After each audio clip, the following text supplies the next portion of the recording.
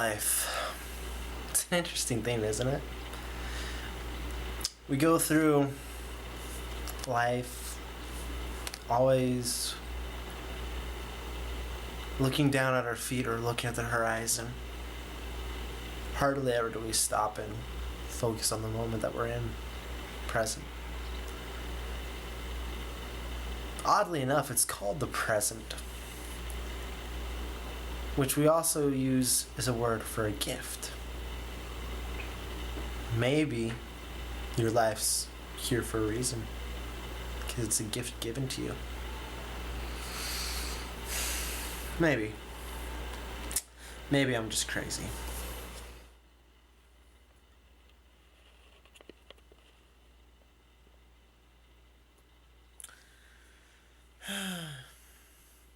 So, let's recap the month of April. Well, April's a really great one because, you have April Fools, right? And then you also have Easter, that was this April, and chocolate that comes with the holidays, and chocolate, and did I mention chocolate yet? Anyway, some of the things that happened in April for me has been, well, just cleaning out some of my apartment, getting ready, getting things to go. Also went on trip to Moody Bible Institute, which I already kind of covered in one of the videos that I did earlier, and it was a really good experience, and so kind of working towards some of that. Still looking at some of the paperwork and what I need to find and fill out and get ready. And then, let's see, what else did I do? Well, let's see, I spent a lot of money, just doing things, this and that, and driving here and there and everywhere, and, lots of fun stuff. I bought a MIDI key controller. It's basically a keyboard. Yes, so I can do fancy sounds and whatnot, and all those grandiose stuff that people do with music instruments, and be fantastic at it, because that's just how I roll. Anyways, so let's see. Well, have I seen any great movies? Well, I saw Avengers: Age of Ultron, but that was in May, not April, so that doesn't count. Let's see, did I do any extra cool activities? Ooh, I did do some really cool activities. We started a young adult ministry at our church. We call it Merge, MERGE, like merge into a lane. Just keep going. Anyways, so we started that, and so we've been having a good time hanging out, doing activities. We've had some game nights. We had some lip sync battles. Yes, lip sync battles. And let me tell you, they were amazing, and I hope we do a lot more of them. Man. One of my friends, Ethan, does a fantastic job, and that boy can get his lips moving, and he can really rock the dance floor. And I was just like, I wish my body moved like that. Mine's more like Jello. It just kind of flops around like.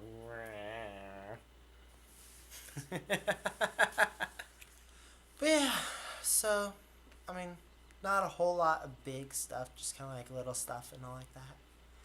April, God's just kind of been working. I'm going to do, I know I haven't been blogging near as much, but I try to keep the blogging to deeper issues or things that think about. But I'm going to be covering something pretty soon in the blog, and I'll also do a video about it too. About something that, I was talking with somebody, I forget who, and I was kind of getting the idea of hey, what makes a wise old mentor wise, and the characteristics. You know, like when you're building a character, like when you're writing a story, what makes them that mentor character? What are the qualities? What are the things like that? What makes Master Yoda that we revere him so much for, or Old Ben in this new Star Wars trilogy, like in that Star Wars episode 4, 5, and 6. What makes us revere him so much, and what makes that characteristic that you see that's common in all the old mentors?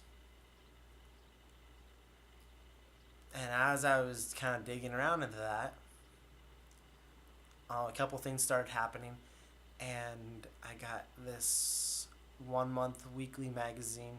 Not one. Wow, that was horrible. 1 month weekly. I got this monthly magazine, and it's from Moody, and the coverage was how Jesus answered questions.